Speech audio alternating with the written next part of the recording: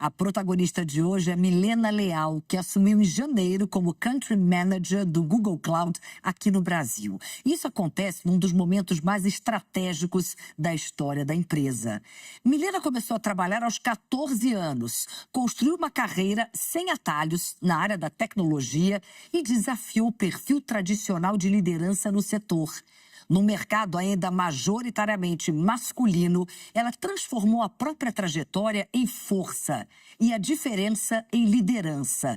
Uma liderança que desafia rótulos, números e expectativas. Milena, que prazer receber você aqui. Muito obrigada. Eu que agradeço, Cris. Enfim, um convite desse não se recusa nunca. Opa, e, obviamente, poder compartilhar um pouco dessa jornada é um prazer imenso, uma honra minha estar aqui com você. Então vamos lá. Obrigada a você. A minha primeira pergunta é sempre a mesma para todas vocês. Quem é Milena Leal? Como você se define? Olha, eu acho que eu sou uma mulher apaixonada por tecnologia, mãe de 2, casada com o Pedro, que também trabalha com tecnologia. Então, em casa, a gente tenta não discutir a respeito.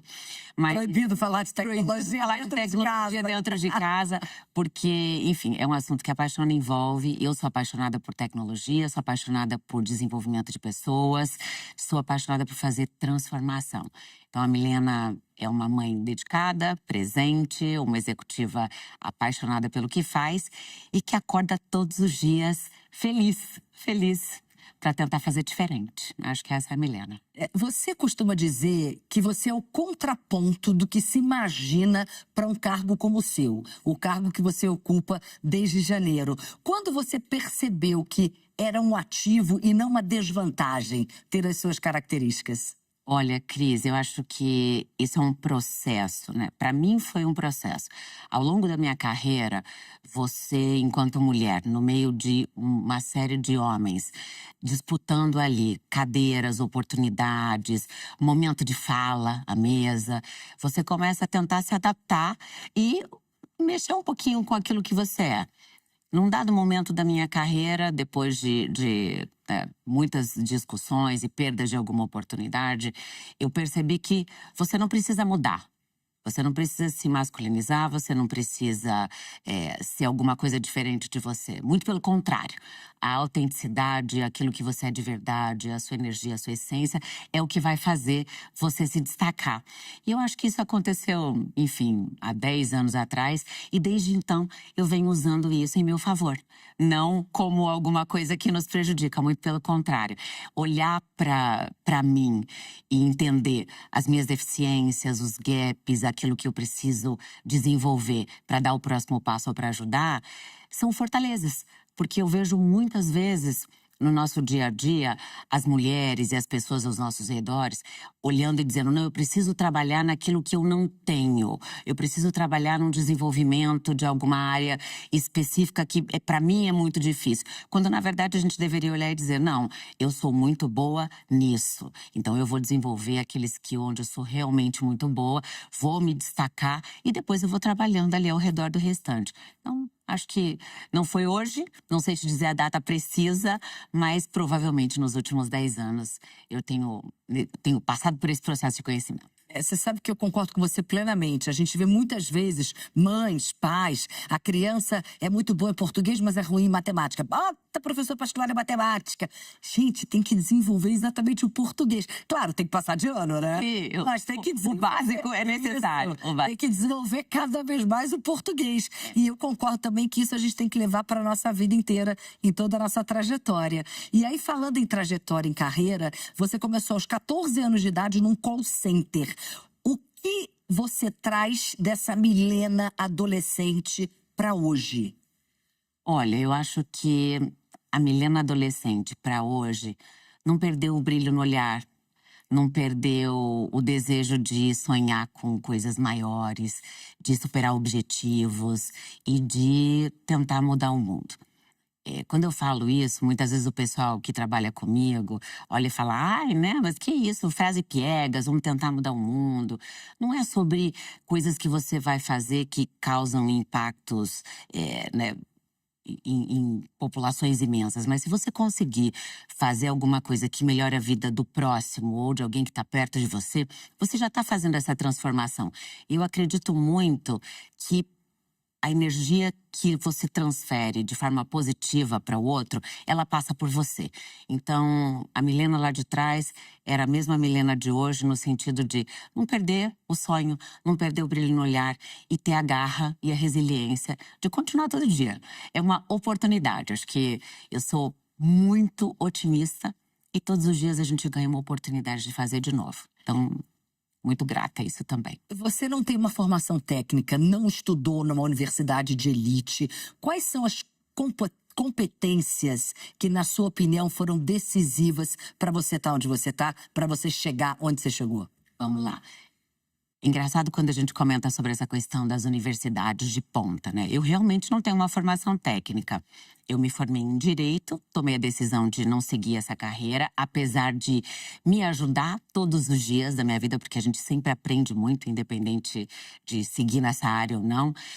Mas eu acho que fortalezas que me ajudaram a chegar onde eu cheguei são a resiliência, a busca pelo conhecimento, independente de não ter tido a base técnica, compreender o ambiente onde eu estou contextualizada, conseguir compreender aquilo que é necessário para executar bem a minha função. Não necessariamente a gente precisa ter todos os skills para se colocar a prova ali em algum desafio do dia a dia, ou da empresa, da organização, ou como pessoa. É importante você entender o que você é capaz de fazer e aonde você precisa se preparar. Ter essa consciência, ter a resiliência e não desistir, eu acho que fez toda a diferença na minha carreira. Em muitos momentos da sua carreira, você foi a única ou, digamos assim, a primeira mulher a ocupar espaços majoritariamente masculinos. O que é mais difícil? O que é mais desafiador? Chegar lá ou permanecer e transformar aquele ambiente? A jornada é mais difícil e permanecer muito mais difícil do que começar. Eu acho que olhando o nosso universo hoje, né, no Brasil, estava lendo uma pesquisa essa semana que 17,5% das empresas no Brasil têm presidentes executivas mulheres. E você imagina, né, o Brasil inteiro, só 17% tem uma executiva mulher que lidera essa organização. Isso é muito pouco. E quando a gente se vê num ambiente totalmente masculino, a maioria das mulheres tende a observar muito, falar pouco, ter um respeito hierárquico por determinadas pessoas. E muitas vezes o que a empresa, as organizações e os próprios homens esperam é que você se exponha, que você fale, que você dê a sua ideia. Então, esse momento de estar num ambiente muito masculino, por vezes ele é assustador. Se você compreender que ele não vai te fazer mal e que você, sim, tem que se valorizar, tem que se posicionar, tem que ter o seu lugar de fala e, obviamente, se for possível, ter um suporte executivo que te ajude, fica tudo muito mais fácil. Mas chegar à posição já é um desafio e se manter na posição é um desafio ainda maior. Porque todos os dias a gente tem que se provar de alguma maneira. E todo mundo pergunta, mas você nessa posição, uma mulher… Você ouve isso? Mas muito, muito. Isso é um preconceito. Mas o preconceito tá aqui. E eu acho que o bacana não é focar no preconceito. É a gente pensar na melhor forma de sair dele. Né? O preconceito ele vai existir.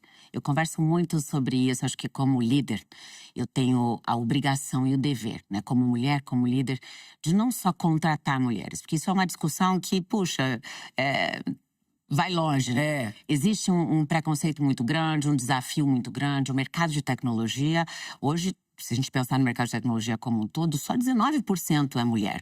Então você imagina a discrepância quando a gente pensa em termos de oportunidade de crescimento para as mulheres. Se eu não tenho mulher na base, olha o tanto, né? Quando eu entro numa oportunidade ali de discussão, eu sou 19% da chance. Quer dizer, muitas vezes você entra em salas que só tem você de mulher mesmo. Só tem. E por vezes você está competindo com uma pessoa muito competente e que eventualmente tem mais conhecimento do que você. Então Então é natural que muitas vezes uma empresa opte por um homem em detrimento a uma mulher, né?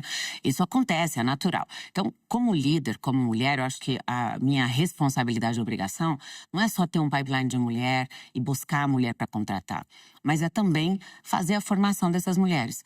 Ô Milena, você assumiu o cargo mais alto do Google Cloud no Brasil num momento de inteligência artificial, talvez um momento mais revolucionário que a gente está vivendo. Eu arrisco dizer que é o momento mais revolucionário que a gente está vivendo. Que tipo de liderança um novo momento como esse exige de você? Olha, Cris, essa pergunta ela é excelente. Obrigada. E muito pertinente quando a gente fala desse momento. Eu acredito também que é um momento absolutamente revolucionário para nós, enquanto seres humanos e organizações. A gente está vivendo um momento único, né? Que daqui a algumas décadas a gente vai olhar e falar: nossa, que bacana, eu fiz parte daquilo. Aquele movimento eu vivenciei. Quase uma. Eu acho que muito mais do que a Revolução Industrial. Então, esse é um momento de muito conhecimento, muita colaboração. Os líderes das grandes companhias hoje em dia estão buscando fazer essa inovação e precisam compreender que fazer testes e fazer experimentações são necessárias. Muitos deles acabam tendo uma preocupação muito grande de dizer: não, eu não quero sair na frente, eu vou esperar que outras pessoas testem, experimentem, para depois eu seguir. Mas isso não é o que a gente quer. Muito pelo contrário. A inteligência artificial está aí, a inteligência artificial generativa tem um poder de nos ajudar no dia a dia, né, nas organizações, de tornar tudo muito mais ágil, mais rápido, mais inteligente. E a gente precisa se apropriar disso. Enquanto ser humano, enquanto líder, enquanto executivo de uma organização, não dá para hoje não entender a respeito disso. E os treinamentos estão aí, gratuitos, em todos os lugares, no Google, no YouTube, enfim, não dá pra gente ter desculpa de não quero saber. Esse líder, ele precisa ser visionário, mas sobretudo compreender que ele precisa estar aberto e fazer a mudança rápido.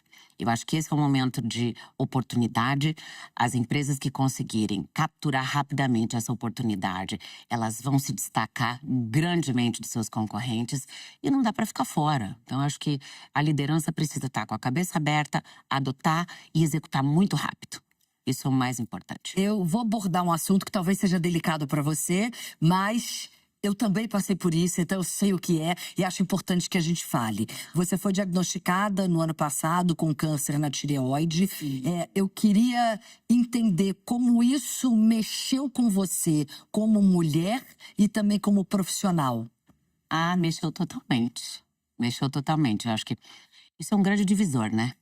Isso é um grande divisor. É um divisor. Quando eu consigo ver a absoluta diferença entre a Milena antes e depois do câncer.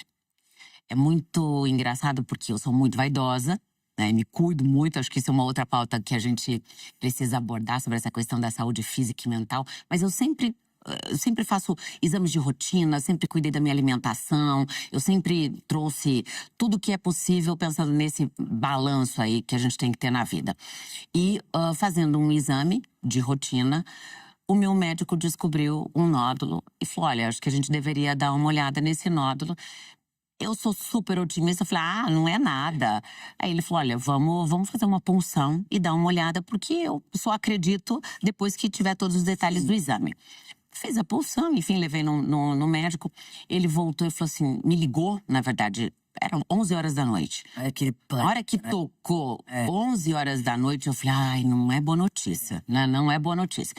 Ele falou: olha, é um carcinoma medular e a gente tem que operar imediatamente. E aí eu falei: para tudo, pera um pouco. Eu sempre ouvi falar que câncer de tireoide não dava nada. Que se você tivesse que escolher um câncer na vida, ia ser o de tireoide, porque ele rapidamente ia desaparecer. Não, tem gente que não tem nem fazer tratamento nem nada. Agora você tá falando que eu vou ter que operar amanhã? Como assim operar amanhã? Eu não posso, eu tenho uma viagem. Eu falei: eu não posso, eu tenho uma viagem marcada. E ele falou: olha, não, deixa eu te contar uma coisa. Você caiu aqui nos 5% dos tipos de câncer que ele pode metastar. Então, se isso acontecer em aproximadamente 6 meses, vai para os ossos e para o pulmão. E não tem mais jeito. A hora que ele falou isso, assim, me derrubou por dentro. Me derrubou por dentro. Eu falei, caramba, então eu posso realmente, daqui 6 meses, me descobrir num momento de não ter mais cura. E eu tenho 2 filhos, um menino de 11 e uma menina de 15. Eu fico emocionada. Foi muito punk, Cris. Foi muito punk. Então, assim, naquele momento, eu olhei pra mim, pra dentro de casa, pros meus filhos, e eu falei, não, eu acho que eu preciso parar tudo agora. Cuidar de mim. Eu não vou morrer. Deu tudo certo na cirurgia. Enfim, tirei, né, todo os gânglios, tirei tudo. Eu não precisei fazer nenhum tratamento de acompanhamento. Obviamente, de 6 em 6 meses eu faço. Depois disso, fiz tudo quanto é coisa pra Foi a imaginar. mesma coisa que você, também não precisei. Meu foi no rim, mas também não precisei fazer porque ele estava completamente encapsulado. Então, meu também. É. O meu também. Amém. Isso foi maravilhoso. Maravilhoso. Maravilhoso. Mas nesse momento, você pensa sobre tudo. Repassa um filme na vida, né? Tudo que eu gostaria de ter feito, não fiz. Brinquei com meu marido, falei, olha, acabou com esse negócio de guardar dinheiro, hein? Nós vamos viver! Não quero saber desse negócio de gastar dinheiro. Brincadeiras à parte, obviamente a gente precisa pensar no futuro, na velhice. Eu falo isso porque eu controlo bastante esse aspecto, até porque eu vim de família humilde, eu falo pra lá, eu não quero voltar nunca mais. Eu quero cuidar muito disso. Mas tem esse negócio, a gente sempre fica colocando, quando eu chegar lá, eu serei feliz. Quando eu atingir tal patamar, eu serei feliz. Quando eu conquistar isso daqui, eu serei feliz. E não é sobre isso. É sobre o dia a dia, é sobre a jornada. Quando você me perguntou, né, desses desafios, eu falo muito com a minha equipe e as pessoas que trabalham comigo. Você tem uma oportunidade todos os dias. Quando a gente acorda e Deus permite que você levante para ir trabalhar, você recebe uma nova oportunidade. Então vamos fazer dar certo. Agora, se você não acordar feliz para que isso dê certo, não tá valendo a pena. Não tá valendo a pena. E não tem dinheiro no mundo que pague. Então, é muito importante você olhar e falar, tô realizado. Independente do que você faça. Independente da sua profissão, enfim, é o seu momento de vida. Tô feliz, vambora. Porque se não tá, vamos analisar o que deixa feliz. Não vale a pena, a vida é muito curta. A vida é muito. É isso aí. Emília, era pra gente encerrar. O que significa pra você ser protagonista da sua própria história, da sua própria vida? Cris, ser protagonista da minha história, da minha vida, é ter liberdade de fazer a realização dos meus sonhos acontecerem todos os dias. É poder impactar a minha vida em primeiro lugar e, sabendo aquilo que me faz feliz, poder compartilhar um pouco com o outro que está próximo de mim. É conectar a minha vida com os meus propósitos, é fazer valer a pena todos os dias. E, obviamente, ter a possibilidade de decidir, né, por mim mesma. E tomar essas decisões que me fazem todos os dias realizada. Realizada e feliz. Muito obrigada, que delícia de conversa. Obrigada. Obrigada mesmo, viu? Obrigada. Eu também. Que inspira outras mulheres, né? Que a gente possa realmente sempre compartilhar parte da nossa história, nosso dia a dia. Obrigada. Obrigada a você, adorei. E desculpa o chorinho aqui. Eu também tô. Muito bom, muito bom.